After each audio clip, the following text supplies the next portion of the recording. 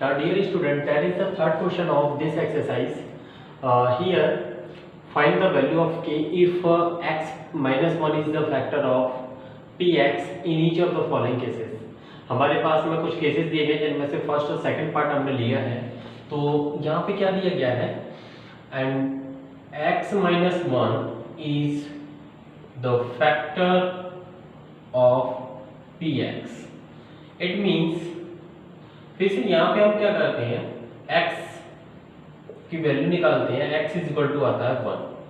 It means factor theorem according to factor theorem p1 is equal to 0 होना चाहिए. क्या होना चाहिए? p इज इक्वल टू 0 होना चाहिए. तो हम यहाँ पे वैल्यू पुट करते हैं, इस फॉर्म में वैल्यू पुट करते हैं 1 square plus 1 plus k is equal to 0.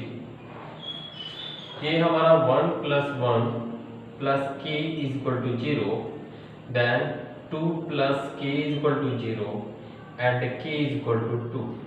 तो यहाँ पे हमारे पास में k की वैल्यू आ रही है -2. 2 प्लस का है, उधर ट्रांसपोज कर देंगे तो माइनस वैल्यू आ जाएगी. ठीक है ना. अब इसी टाइप से सेम हम उधर सॉल्व करते हैं दूसरी साइड में सेकंड पार्ट को. तो वही सेम रहेगा हमारा. सॉल्व किस तरीके से करना है, दिस वन इज अगेन यहाँ तक हमारा सेम रहेगा क्योंकि ये वैल्यू हमारा px को px का फैक्टर दिया गया है. It means x is equal to क्या रहेगा, x इज इक्वल टू 1 रहेगा अकॉर्डिंग टू फैक्टर थ्योरम. तो यहाँ पे हमारे पास में अभी p इज इक्वल टू, फिर से वही निकालना है हमें, p1 इज इक्वल टू 0 होगा. यहाँ पे हम इसकी वैल्यू को पुट करेंगे तो ये आएगा 2 1 square plus k into 1 plus root 2. Now here is that is 2 and that one is plus k and that one is root 2 is equal to 0. Now value of k is equal to, ये दोनों इधर आएंगे तो -2 minus root 2, जैसे कि हम लिख सकते हैं k is equal to -2 plus root 2. That is the value of k. इसी टाइप से हमारे नेक्स्ट क्वेश्चंस हैं. These are the next part of this question. फिर से वही सेम है हमारा, x minus 1 is equal to 0, then x is equal to 1. So px not px, p1 is equal to क्या होना चाहिए, 0 by factor theorem. Factor theorem के according हमारा ये 0 होना चाहिए. तो हम यहाँ पे वैल्यू पुट करते हैं कि 1 square minus root 2 into 1 plus 1 is equal to 0. That is equal to कि minus 2 root plus 1 is equal to 0. K is equal to transpose कर दीजिए तो रूट 2 माइनस 1, ये प्लस का माइनस उधर जाके प्लस हो जाएगा, ये प्लस का था जो कि माइनस हो गया. That is the value. Same इसी टाइप से हम फैक्टर थ्योरम का यूज कर रहे हैं. उसी के अकॉर्डिंग ये जो वैल्यू आती है हमारी यहाँ पे x minus 1 is equal to 0, then x is equal to 1, p1 is equal to 0 होना चाहिए. क्यों? By factor theorem. क्योंकि हम यहाँ पे जो यूज कर रहे हैं वो फैक्टर थ्योरम यूज कर रहे हैं. फैक्टर थ्योरम के अकॉर्डिंग क्या होता है, वैल्यू हमारी पॉलिनोमियल की 0 आती है जब हम x की वैल्यू पुट करते हैं. तो x की वैल्यू हमने क्या रखनी है, 1 रखनी है. तो आंसर हमारा क्या आना चाहिए, 0 आना चाहिए. यानी कि 1 square minus 3 into 1 plus k. अभी यहाँ पे हमारे पास में 2k है. दोनों k की वैल्यू कैसे निकालेंगे, ये हो जाएगा k minus 3 plus k is equal to 0.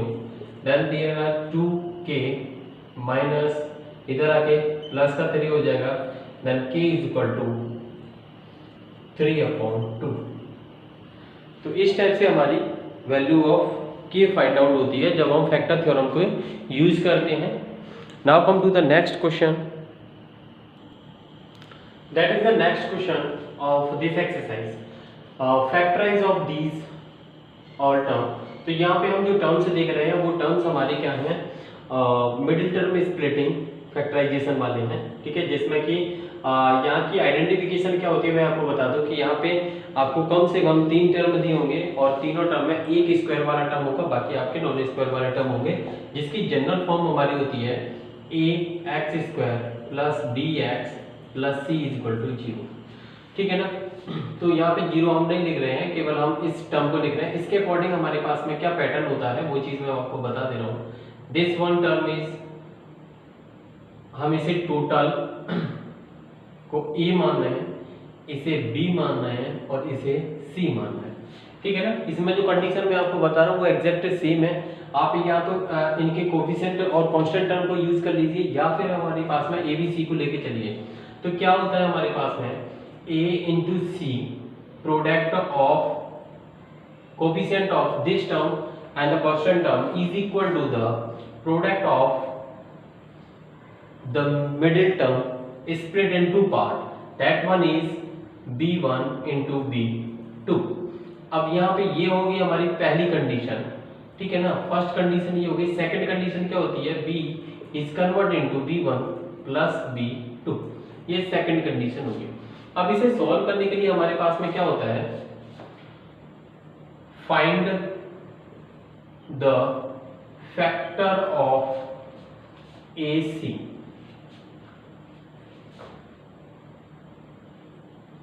then make b1 and b2 of the factors of ac। अब ये चीजें कैसे होती है मैं आपको ये जो क्वेश्चन दिए गए उसके अकॉर्डिंग मैं बता दे रहा हूँ, ठीक है ना। तो क्वेश्चन के अकॉर्डिंग आप देखिए यहाँ पे हमारे पास में ये वाला टर्म दिया गया है a, ये है b, इन दोनों का प्रोडक्ट हमारा क्या बन रहा है, 12 बन रहा है। अब 12 को हमें स्प्लिट करना है, मैं यहाँ पे थोड़ा सा दे रहा हूँ मैं आपको 12, 1 into 12 and 2 into 6 and 3 into 4, ये फैक्टर बन है। अब यहाँ पे क्या है, हमारा एडिशन या गैप या सब्ट्रैक्ट जो भी है वो हमारे मिडिल टर्म के इक्वल दिखना चाहिए। वो किससे, देखो ये हो रहा है हमारा डिफरेंस हो रहा है 11 का, सम हो रहा है 13 का, डिफरेंस हो रहा है 4 का, सम हो रहा है 8 का, डिफरेंस हो रहा है इसमें 1 का और सम हो रहा है 7 का। तो मतलब हमें ये 3 और 4 चाहिए। तो हम यहाँ पे अरेंज करते हैं इसे 12x² minus 3x minus 4x, दोनों ही टर्म माइनस में लिए क्योंकि इन दोनों का जो प्रोडक्ट करेंगे minus into minus plus, 3 into 4 is 12, x into x is x², okay 12 and plus. तो यहाँ पे हमारे पास में अब हम इनके फैक्टर कर देंगे। तो यहाँ पे देखिए इन दोनों में और इन दोनों में क्या क्या कॉमन है, इसमें 3x कॉमन है तो क्या बचेगा 4x माइनस 1, इसमें हमारा क्या कॉमन है -1 कॉमन है तो क्या बचेगा 4x माइनस 1। कॉमन लेने के बाद में जो ब्रैकेट वाला टर्म है वो सेम होना चाहिए। यहाँ पे हमारे पास में 4x माइनस 1, 3x माइनस 1, ये हमारे फैक्टर हो गए, ठीक है ना। तो जो प्रोसेस मैंने आपको बताई थी वो आप चेक कर सकते हो। मैंने a इंटू सी किया है, a इंटू सी मतलब 12 इंटू 1 या 12x into 1 is 12x², okay 12x²। अब इसके फैक्टर करने मुझे, तो फैक्टर मैं कैसे कर रहा हूँ इसमें x इंटू 12x, यहाँ पे 2x into 6x, 3x into 4x। तो देख लीजिए हमारे पास में या इसीलिए मैंने या तो आप कोफिशिएंट या कांस्टेंट टर्म में ले लिए या होल टर्म को ले लीजिए, कंडीशन वही रहेगी। ये हो गया हमारा b1 और ये हो गया b2, दोनों को ऐड कर रहे हैं तो कितना बन रहा है, एडिशन में हमारे पास में 7x आ रहा है और मल्टीप्लाई कर रहे हैं तो हमारा इतने के इक्वल आ रहा है प्रोडक्ट की कंडीशन में, ठीक है ना।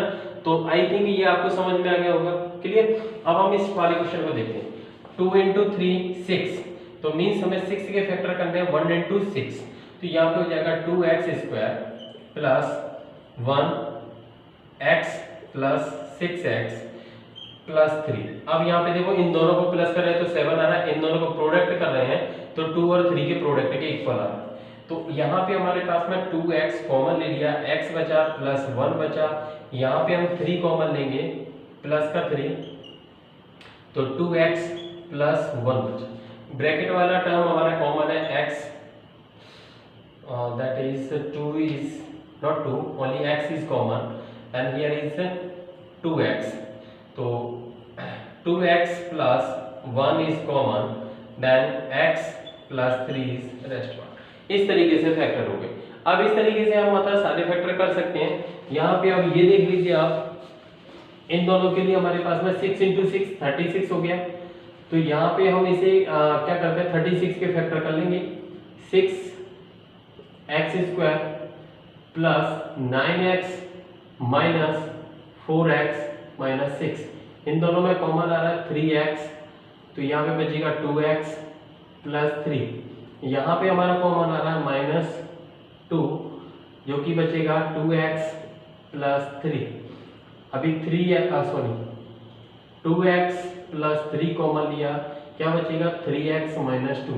ये वाले पॉइंट को याद रखना, इसी से हमारा सब कुछ हो, ठीक है ना। तो ये हमारे फैक्टर हो गए। यहाँ देखते हैं 3 × 4 is 12, इसका मतलब है यही इनके फैक्टर हो गए।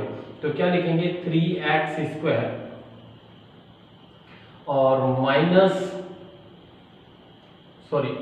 का बचाना तो प्लस के 3x माइनस के 4x माइनस 4, यहाँ से हमारा कॉमन आ रहा है 3x, तो बचेगा यहाँ पे x प्लस 1, यहाँ से माइनस के 4 कॉमन आ रहा है तो x plus 1। Now x plus 1 and 3x minus 4, तो ये हमारे फैक्टर हो गए। तो फैक्टर बहुत ईजी है यदि आपको ये वाला टर्म पैटर्न समझ में आ गया तो। Now come to the last question of this exercise. Now here is, यहाँ पे हमारे पास में जो इक्वेशन दी गई है, जो पॉलिनोमियल दिया गया है वो किस में दिया गया है, डिग्री 3 है। डिग्री 3 को हम क्या बोलते हैं, क्यूबिक बोलते हैं, ठीक है ना। तो क्यूबिक के अकॉर्डिंग हमारे पास में, जैसे मैंने आपको बताया है, डिग्री के अकॉर्डिंग इसमें क्या होता है, यदि लीनियर है तो फैक्टर कितना होंगे, फैक्टर, ठीक है ना, नंबर ऑफ फैक्टर 1 होंगे। क्वाड्रेटिक है तो 2 होंगे, क्यूबिक है तो 3 फैक्टर होंगे, और बाइक्वाड्रेटिक है तो 4 फैक्टर होंगे, ठीक है ना। अब यहाँ पे हमारा क्यूबिक दिया गया है, तो क्यूबिक के फैक्टर क्या होते हैं, तो factors depend on the constant term of polynomial, ठीक है ना। पॉलिनोमियल के कांस्टेंट टर्म पर डिपेंड करता है। जैसे इसमें हमारा कांस्टेंट टर्म क्या है 2, तो 2 के पॉसिबल फैक्टर क्या हो सकते हैं, ठीक है ना। तो अब उसी के अकॉर्डिंग हम यहाँ पे इसे सॉल्व करते हैं। सॉल्व कैसे करते हैं, जैसे मैं बता रहा हूँ उसी टाइप से आप इसे यूज करोगे, ठीक है। तो यहाँ पे हमारे पास में कांस्टेंट 2, ठीक है ना, पॉसिबल फैक्टर ऑफ 2, ये हो जाएंगे हमारे +-1 +-2। अब यहाँ पे हमें क्या करना होता है, ट्रायल लेना होता है, ठीक है ना, ट्रायल। अब ट्रायल देंगे तो ट्रायल में हमारे पास में क्या है, p-1।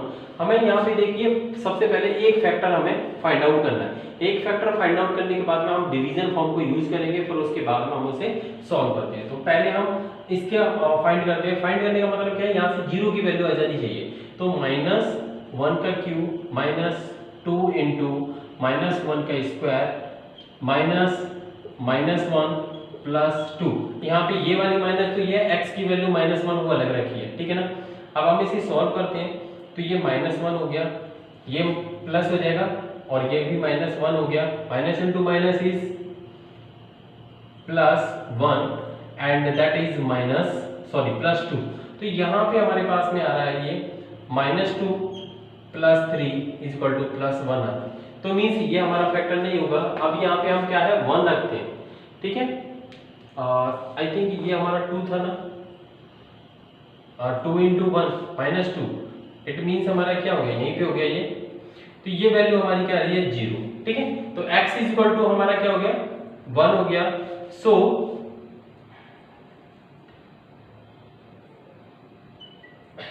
x यहां पे इधर लेके आएंगे -1 इज इक्वल टू 0, ठीक है।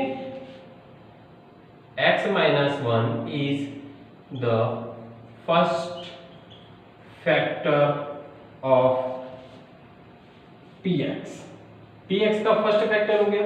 अब इसके बाद में हम क्या करते हैं, इसमें डिवाइड यूज करेंगे। क्या यूज करें, डिवाइड। तो आपको पता होगा इसमें px डिवाइडेड बाई x - 1। तो ये डिवाइड हम कैसे करते हैं, ये प्रीवियस क्लासेस में देखा होगा आपने, मैं अभी दोबारा से बता दे रहा हूं। तो ये डिवाइड हम कैसे करेंगे, यहां पे देख लीजिए कि हमारा डिवाइड क्या होगा, x - 1 का डिवाइड हमें देना है x³ -2x² -x + 2 में। अब x पहले वेरिएबल का डिवाइड वेरिएबल में देते, तो वेरिएबल का डिवाइड इसमें देंगे तो कितने टाइम जाएगा, x² टाइम, जितने टाइम जाता है उसका मल्टीप्लाई हम कांस्टेंट टर्म में करते हैं, तो ये हो जाएगा हमारा x - x²। यहाँ के साइन चेंज कर देते हैं, ठीक है ना, साइन चेंज करेंगे, ये टर्म कैंसिल हो गया, ये माइनस का ये प्लस का, तो बचेगा x² माइनस के -x + 2, क्लियर। अब यहां से हम देखते हैं कि हमारे पास में जो वैल्यू आ रही है वो क्या आएगी, x = x हो गया, और ये माइनस का था तो प्लस हो गया हमारे पास में। अब हम इसमें मल्टीप्लाई करते हैं, तो यहां से डिवाइड देखिए, x का x² में देंगे तो -x टाइम जाएगा, तो ये हो गया -x², इसका मल्टीप्लाई इसमें करेंगे तो +x हो गया, ठीक है। अभी साइन चेंज करेंगे, ये प्लस हो जाएगा, ये माइनस हो जाएगा, ये दोनों कैंसिल हो गए, तो ये -2x हो जाएगा और +x हो जाएगा, क्लियर। अब इसके अकॉर्डिंग हम यहाँ से फिर से सॉल्व करते हैं, तो x का डिवाइड इसमें देंगे तो -2 आएगा, यहाँ पे -2x माइनस प्लस हो जाएगा, मल्टीप्लाई करेंगे तो कितना प्लस, और दैट इज 2। तो यहाँ से हमारे पास में जो वैल्यू आ रही है वो क्या आएगी, +2, यहाँ से +2, क्योंकि माइनस इंटू माइनस है प्लस, साइन चेंज करेंगे तो माइनस हो जाएगा, plus minus cancel, plus minus cancel, 0 आ रहा है। इसका मतलब नेक्स्ट फैक्टर हमारा ये आ गया। अब उसके लिए हमारे पास में क्या है, इसके फैक्टर हमें फाइंड करना जरूरी है। तो यहाँ पे हम क्या देखते हैं कि px = हमारा क्या दिया गया है, x³ -2x² -x + 2, जिसे हम लिख सकते हैं, पहला फैक्टर हमारा क्या आ गया था इसमें, x - 1, तो x - 1, और दूसरा हमारा आ गया x² -x - 2। अब हम क्या करेंगे, इसके फैक्टर कर लेंगे, तो वो हमारे आएंगे जैसे अभी मिडिल टर्म में स्प्लिटिंग से किया था वैसे ही।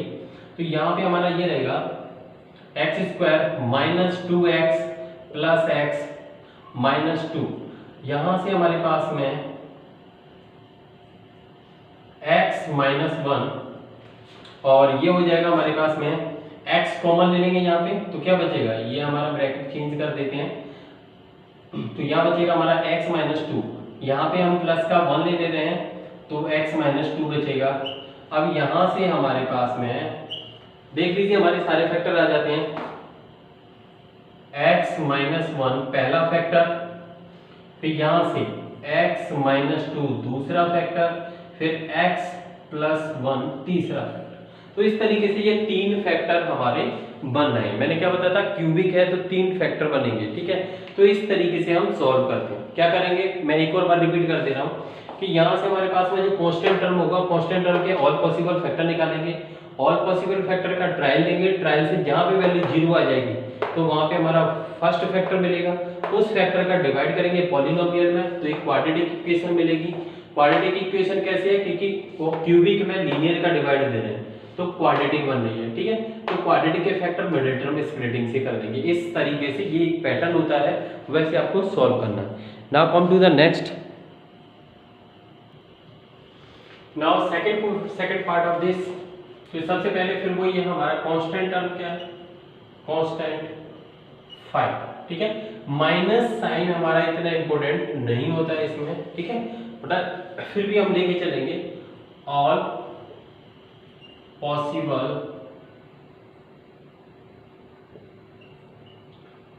फैक्टर्स ऑफ -5 इक्वल टू हमारे पास में क्या हो जाएगा +-1 +-5। तो ट्रायल देते हैं हम यहाँ पे, ठीक है। तो p -1 निकालेंगे, क्योंकि 1 निकालने से हमारा 1 की वैल्यू पुट करने से क्या होगा, यहाँ 1 रखेंगे माइनस का आएगा, सॉरी प्लस का आएगा, ये माइनस का, ये माइनस का, माइनस का, तो माइनस का नंबर बड़ा हो जाएगा, इसलिए हम क्या रख रहे हैं माइनस रख रहे हैं। तो माइनस की कंडीशन में ये हमारे पास में क्या आ जाएगा -1 का क्यूब -3 -1 का स्क्वायर -9 इंटू -1 -5। यहाँ से ये वैल्यू आएगी -1, यहाँ से -3, ये वाली +9 और ये -5। तो यहाँ पे -9 + 9 आ रहा है इक्वल टू 0। इसका मतलब फिर से वही हो गया हमारे पास में x इक्वल टू 0, ठीक है। तो यहाँ पे हमारे पास में जो वैल्यू आई थी, सॉरी x इक्वल टू 0 नहीं, x इक्वल टू -1, ठीक है। तो यहाँ पे हमारे पास में क्या बनेगा x + 1 इक्वल टू 0। तो पहला फैक्टर, ठीक है ना, फर्स्ट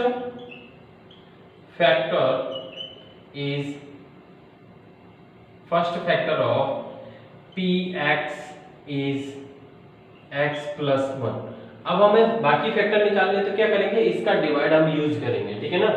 फॉर अदर फैक्टर वहां पे हम क्या करेंगे, px को डिवाइड करना है हमें किससे,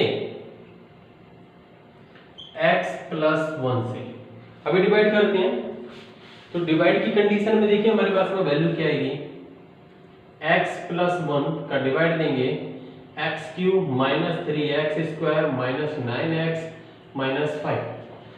तो यहां से हम डिवाइड करते हैं, तो x का डिवाइड हम इसमें देंगे तो x² टाइम जाएगा, तो x³ प्लस माइनस हो जाएगा, इसका मल्टीप्लाई इसमें करेंगे तो +x² हो गया, माइनस हो गया, ये दोनों कैंसिल, ये माइनस के 4x² -9x -5। इसमें डिवाइड देंगे तो माइनस के 4x आएगा, -4x² प्लस हो जाएगा। अभी यहाँ पे इसका मल्टीप्लाई करेंगे तो माइनस के 4x हो जाएंगे जो कि प्लस के हो गए, ये कैंसिल करेंगे, ये हो गया, ये माइनस के 5x आ गया, ये माइनस के 5 आ गया। इसका डिवाइड देते हैं यहाँ पे तो -5 आ गया, -5x प्लस हो जाएगा, -5 ये भी प्लस हो जाएगा, दोनों कैंसिल हो गए, 0 0 आ गया। तो ये हमारे पास में क्वाड्रेटिक इक्वेशन आ गई। जैसे अभी किया था वैसे ही सेम रखेंगे। तो px इक्वल टू हमने क्या लिया है, x³ -3x² -9x -5। पहला फैक्टर हमारा इसमें क्या था, x + 1। दूसरा हमारा ये आ गया x² -4x -5। अब हम इनके फैक्टर कर देंगे तो x + 1 यहाँ से इसके फैक्टर करेंगे तो देखो यहाँ से फिर कोई 5 हो जाएगा, x² -5x + x -5। अब इन दोनों में कॉमन देख लीजिए क्या आ रहा है, तो x +1 यहां से हमारा कॉमन आ रहा है x, तो x -5 + 1 आ रहा है x -5। तो यहाँ पे आप देख लीजिए कि जो फैक्टर से टर्म आ रहे हैं वो कांस्टेंट के फैक्टर की ही फॉर्म में दिख रहे हैं। आपको दिख रहा हो तो देखो 1 1 5, अभी ये उधर लेके जाएंगे 0 को इस साइड में तो प्लस हो जाएगा माइनस, तो हमारे पास में पॉसिबल फैक्टर ऑफ -5 इज +-1 और 5। तो इसी तरीके से आपको बाकी क्वेश्चन ट्राई करने हैं, खुद से सॉल्व करोगे तो आप इसे इजीली कर सकते हो, ठीक है ना। जो चैनल पे नया है वो इसे लाइक करे, शेयर करे और सब्सक्राइब करे और बेल आइकन को प्रेस करना ना भूले, जिससे कि आप अपडेट रहें।